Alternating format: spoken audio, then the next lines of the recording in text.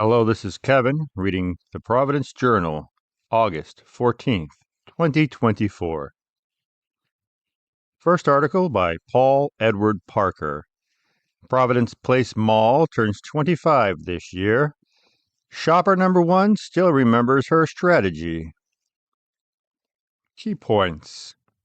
10 years in the making, Providence Place opened amid gala celebrations on August 20th, 1999, part of what was billed as Providence's biggest summer weekend ever.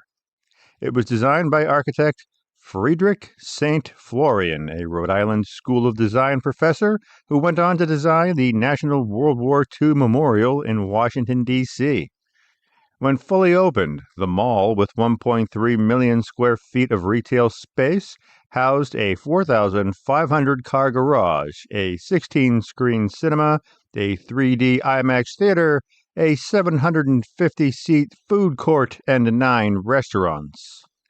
In 2007, mall security discovered a secret apartment that a group of artists had created in the bowels of the mall's garage. Providence. Jane Frankel and her friend at the North Kingston Newcomers Club were playing bridge one day in the summer of 1999 when conversation turned to the impending opening of the new Providence Place Mall. Wouldn't it be great if we opened up the mall, the ladies discussed. Then they made plans for Friday, August 20th, when the mall was scheduled to open at 10 a.m. We left home at 6 a.m., Frankel recalled this month. We were right up front, she said, separated from shopping by the metal gate that blocked the entrance to Nordstrom. Standing beside Frankel was a young boy. I'm going to be the first one in, he told her. I don't think so, she replied. But the then 50-year-old retired teacher figured he might be able to duck under the gate more quickly as it was rising to let customers in. But no one was getting in soon. We were waiting, and the crowd was getting bigger, she said. They were taking forever to open the gate. Then the moment of truth had arrived. Frankel looked at her young competition. I just held him, she said, and I got to scoot in first. Frankel and her friends thoroughly explored the store, but she doesn't remember buying anything. It was just the thrill of going in there. When did Providence Place Mall open? The weekend of August 20th, 1999, was billed as Providence's biggest summer weekend ever. Some 20,000 to 50,000 people were expected for Waterfire, the art installation of bonfires floating on the rivers in downtown Providence. The PBS TV program Antiques Roadshow drew throngs to the Rhode Island Convention Center and helped fill downtown hotel rooms. But the biggest draw was the long-anticipated 10 a.m. opening of the Providence Place, a new $460 million shopping center straddling the Woonsocket River on Friday, August 20th. Adjusted for inflation, the mall would have cost about $865 million in today's money. No, really. When did Providence Place Mall open? Okay, the grand opening might have been on Friday, August 20th, 1999, but the night before that, a VIP charity gala was held in the mall. And before that, on August 18th, 1999, Nordstrom held an opening day party in its store. So the answer to when did Providence Place open depends on what you consider opening. And construction wasn't even done before the mall opened. Conditions were such that smartly dressed salespeople putting the finishing touches on their stores had to don hard hats when coming and going from the building, the Providence Journal reported the day before. Outside the mall, cement trucks rumbled and belched, construction workers swept dust off freshly poured steps, and motorists on Francis Street had to dodge dump trucks and front-end loaders. Inside, orange and yellow extension cords crisscrossed the halls. The corridors echoed with the whir of drills and the pop of nail guns, and a siren bleated now and then during tests of the mall's fire alarm system. Providence Place Mall, opening marked by what was closed. Even though Providence Place opened with 3 anchor stores, only one of them, Nordstrom, was ready to open on opening day. And only about 40 of the mall's 150 stores were ready for the grand opening. And the food court, with just 3 vendors, basically offered ice cream, cookies, and quiche.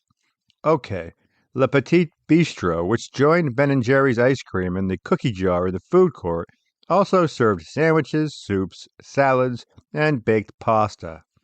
In addition, the Nordstrom Cafe in the department store, not the food court, added a coffee shop fare. And the 16 movie theaters plus IMAX on the top level weren't finished in time for the opening. The entire south end of the mall, including anchor stores like Filene's, was blocked off because of construction. Dignitaries in no short supply for ribbon cutting. A 9 a.m. ribbon cutting featured current and former governors Lincoln Almond and Bruce Sunderland, and current and former Providence mayors Vincent A. Cianci Jr. and Joseph Paulino Jr., along with mall developer J. Daniel Lugosh III of Providence's Commonwealth Development Group. The list of politicians was emblematic of more than 10 years that went into planning the building and the mall. What was the mall originally like? The mall was designed by architect Friedrich St. Florian, a Rhode Island School of Design professor who went on to design the National World War II Memorial on the Mall in Washington, D.C. The mall, with 1.3 million square feet of retail space, housed a 4,500-car garage, a 16-screen cinema, a 3D IMAX theater, a 750-seat food court, and 9 restaurants, or it would when everything opened. Several of the 150 stores, including Brooks Brothers and Bebe, were aimed at affluent shoppers. RIPTA institutes shopping buses. Fearing monumental traffic jams from the tens of thousands of shoppers expected to descend on the mall on weekends, the Rhode Island Public Transit Authority instituted Ride and Shop Express bus service on Saturdays. The buses would run from one site in East Providence, Johnston, Lincoln, and Warwick to downtown's Kennedy Plaza. From there, expanded trolley service would take shoppers to the mall. The service was announced as a 1-month experiment. Surprising history of mall site. Before it became a mall, the site was home to a college, and before that, a prison. In 1854, the Rhode Island Normal School opened on the site. Normal schools were established to train teachers. Maybe it's appropriate that the mall's first customer was a teacher. The Normal School eventually became known as the Rhode Island College of Education and, in 1958, moved to the city's Mount Pleasant neighborhood, where it's today called Rhode Island College.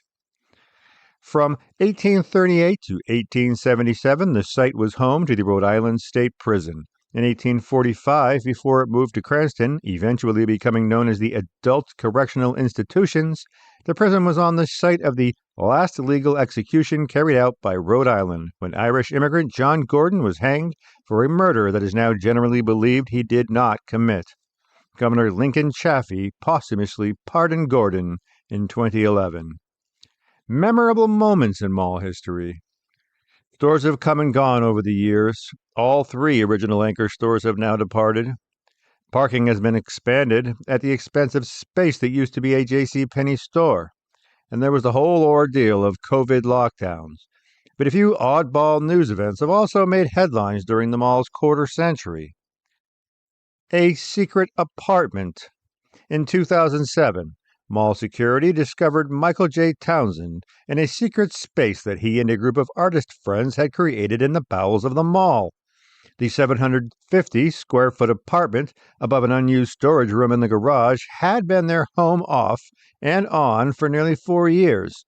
It had a sectional sofa, a love seat, a coffee table, a breakfast table with 4 chairs, lamps, a throw rug, a china cabinet, and paintings.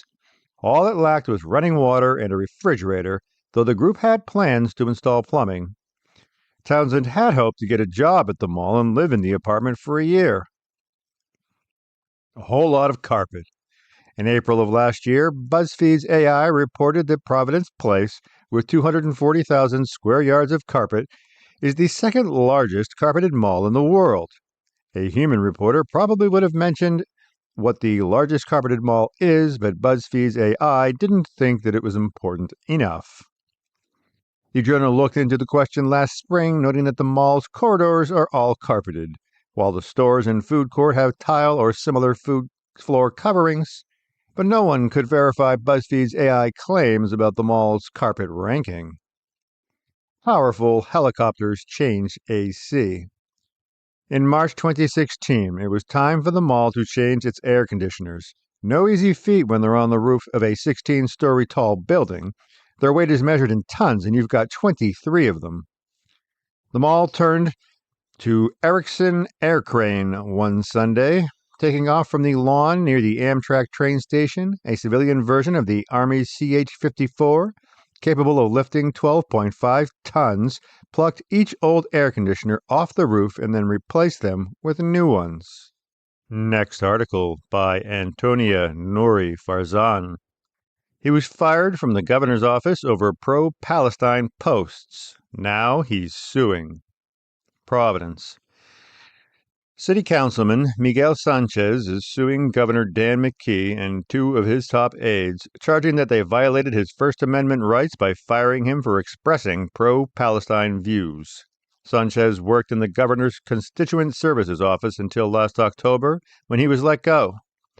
Prior to his firing, he attended a rally calling for a ceasefire in Gaza and made a number of social media posts criticizing Israel's treatment of Palestinians. At the time, McKee told reporters that Sanchez's social media posts had become a distraction. The governor's office did not immediately respond to a request for comment on Tuesday. Sanchez's lawsuit was filed Monday in federal court. In addition to the governor, it names Joseph Almond, McKee's senior deputy chief of staff, and Antonio Afonso, McKee's chief of staff, as defendants. What took place behind the scenes? Sanchez tells his version. Sanchez was hired as a constituent services staffer in McKee's office in May 2021 before he was elected to his current role, according to the lawsuit. The complaint notes that Sanchez held a non-political, low-level role equivalent to tech support for dealing with agencies such as the Department of Motor Vehicles. According to the lawsuit, Sanchez informed McKee and his deputies that he planned to run for Providence City Council when he first was hired, and they did not impose any restrictions on his advocating for any particular viewpoints on matters of public concern. However, he faced backlash after attending a pro-Palestine rally on October 21st and posting about it on social media, which in turn drew media scrutiny, the lawsuit says. Rico Vota, McKee's legislative director, allegedly told Sanchez that it was inappropriate to publicly state an opinion seemingly at odds with the governor's position, and that Sanchez should refrain from further social media posts expressing such opinions. Sanchez agreed to lay low and didn't post anything else about the Israel-Gaza war, the lawsuit says. However, later that week, the Providence Journal published a story referencing Sanchez's posts about the rally and noted that his opinions might put him in the crosshairs of the state's adamantly pro-Israel governor. The next day, Afonso and Ullman told Sanchez that his posts were sending a mixed message about the governor's stance, according to the lawsuit. Afonso allegedly told Sanchez, "You have the constitutional right to say whatever you want, but not the constitutional right to work here." Prior to attending the rally, Sanchez had applied for a transfer to the Department of Labor and Training. According to the lawsuit, both Vota and Afonso separately suggested his posts could complicate that process. Firing was viewpoint discrimination, lawsuit contends. According to the lawsuit, Afonso and Almond summoned Sanchez again on October 27th and gave him the option to resign or be fired. Sanchez asked if he could remove his social media posts, but Afonso told him that the situation was past that point, the complaint states. Sanchez asked to speak to Human Resources, but instead was fired on the spot, escorted out by Capitol Police, the suit says. He never faced disciplinary action before attending the rally, the suit alleges.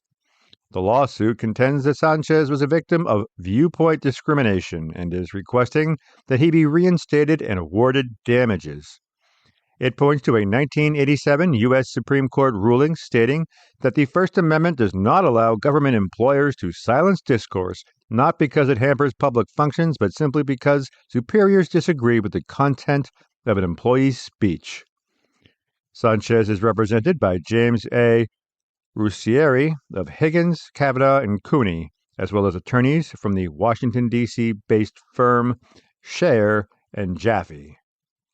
Next article by Alex Kuffner. Interested in an electric car? Here's all the incentives you could qualify for. While the upfront costs of electric cars are coming down, they're still higher on average than traditional gasoline-powered vehicles, but state and federal governments are offering incentives to try and help bring down those costs. Rhode Island is no different, with rebates available for the purchase of new and used electric cars and hybrids, as well as just announced rebates for the installation of charging equipment.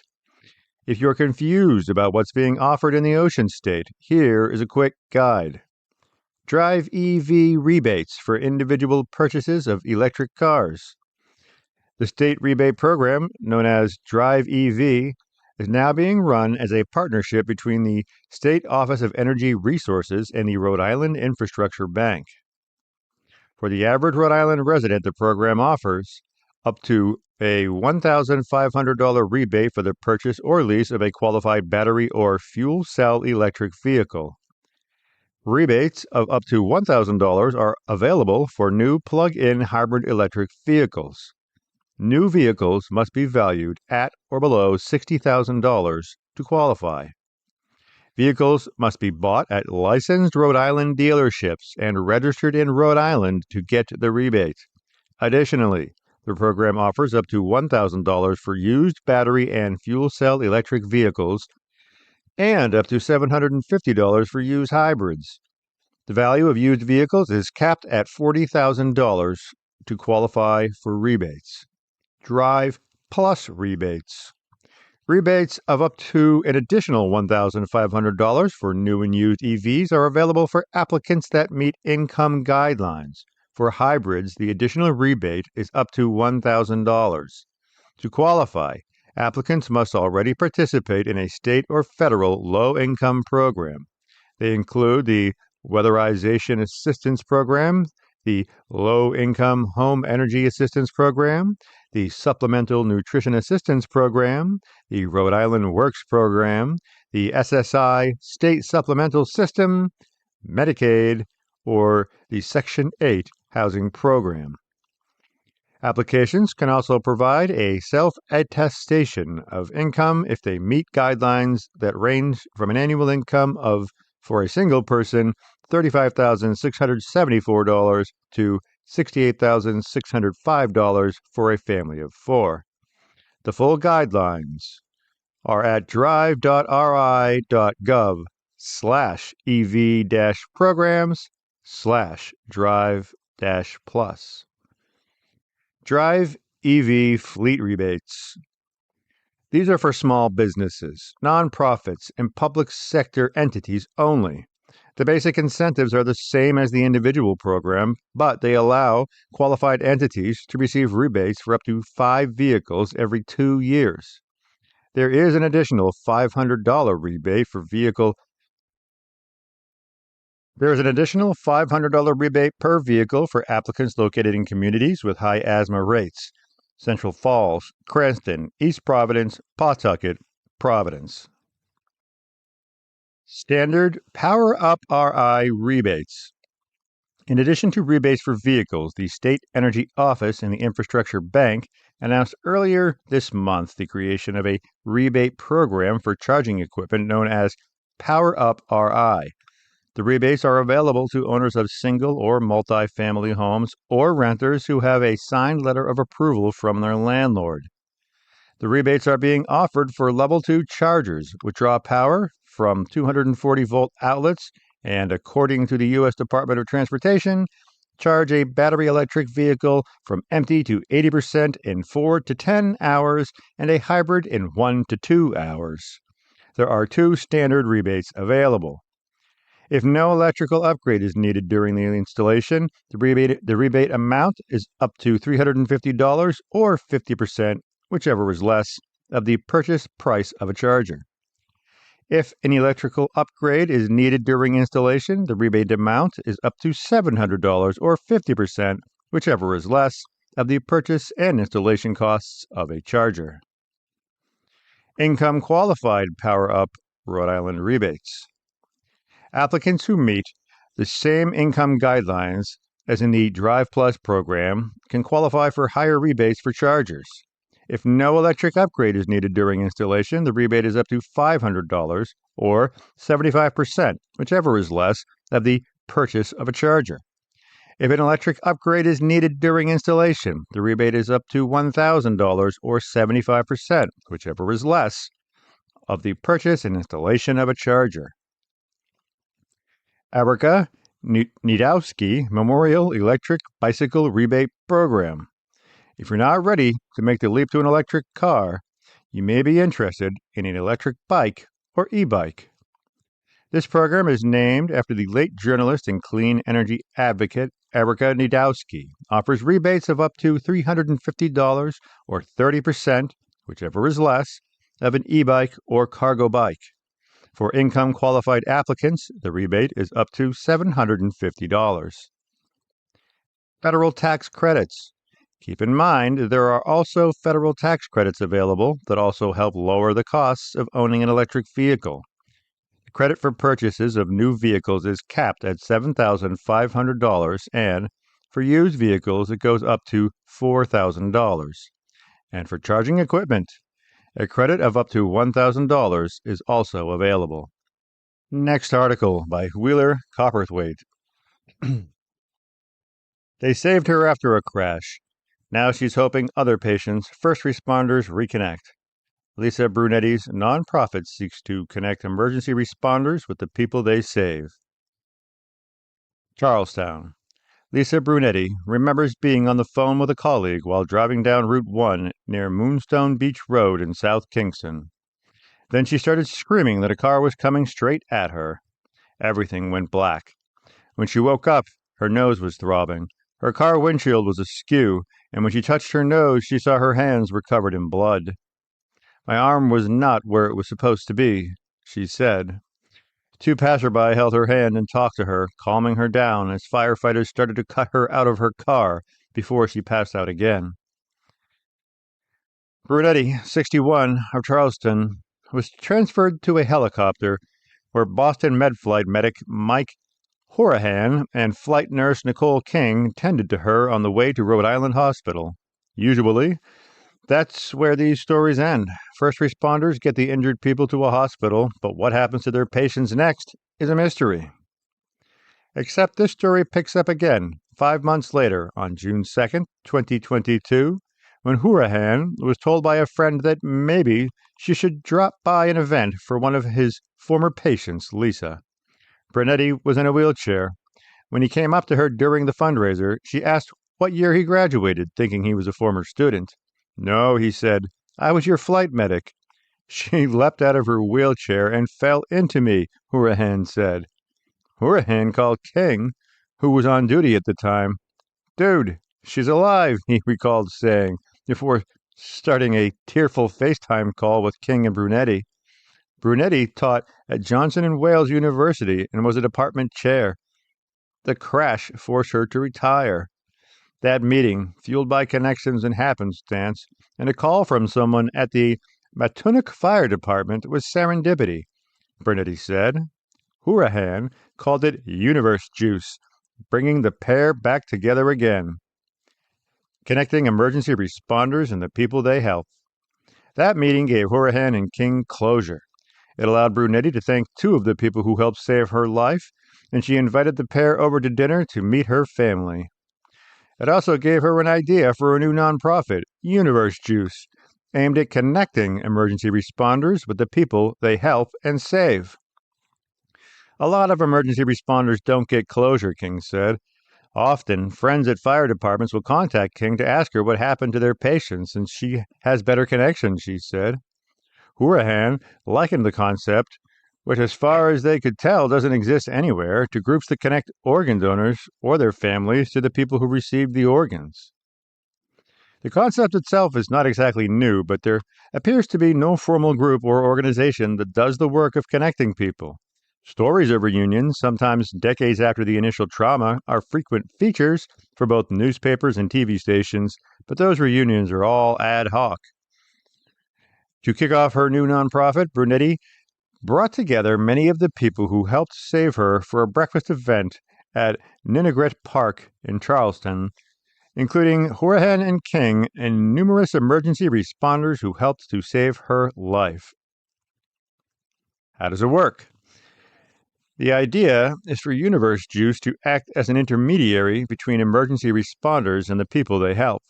That means either side can submit an application to the nonprofit, which will then try to see if the other side is willing to meet. Acting as an intermediary is key to give either side the time and space to contemplate if they want to meet or if it's too traumatic, Brunetti said. Horahan and King said they normally try to keep some emotional distance from their jobs, but once in a while that connection happens, like with Brunetti, and it helps keep them soldiering on. Next article by Mark Reynolds. Controversial arrest at Dominican Festival clears Internal Affair Review, Providence chief says. The city's police chief called a press conference on Tuesday to defend the arrest of a man who drew punches from police as he was taken into custody in chaotic conditions at the city's Dominican Festival over the weekend. Providence Police Colonel Oscar L. Perez Jr. then gave his own response to online criticism he said was swirling around video that State Rep. Enrique Sanchez had posted to Instagram. The video clip shows a young man who is refusing to comply with Providence police officers while they try to handcuff him. A police sergeant in the tussle delivers 3 punches to the man's midsection, followed by a blow to the man's face. Perez said, police believed correctly the man had brought a satchel that contained a firearm and he was trying to get to the satchel when the police sergeant delivered the hard, empty hand controlled technique to achieve compliance.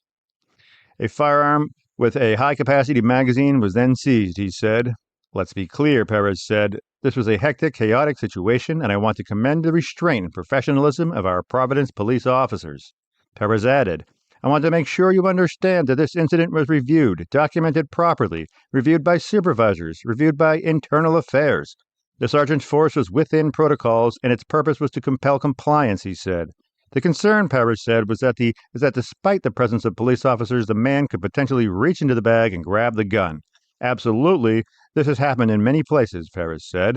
Initially, the man had been among various disorderly people who were told to disperse from Miller Avenue near Broad Street, according to the police report. At the time, police observed that he was manipulating the satchel in ways that they found suspicious, and they had decided, with approval from a sergeant on the scene, to detain the man for disorderly conduct. When they moved in, an officer felt something heavy in the black satchel, the report says. The purpose for the sergeant's use of force was to maintain positive control over the satchel.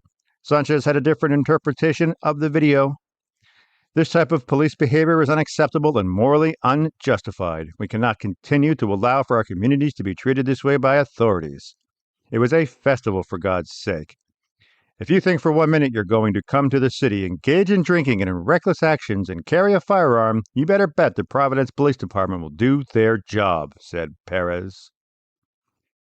And that will be all for the Providence Journal, August 14th, 2024.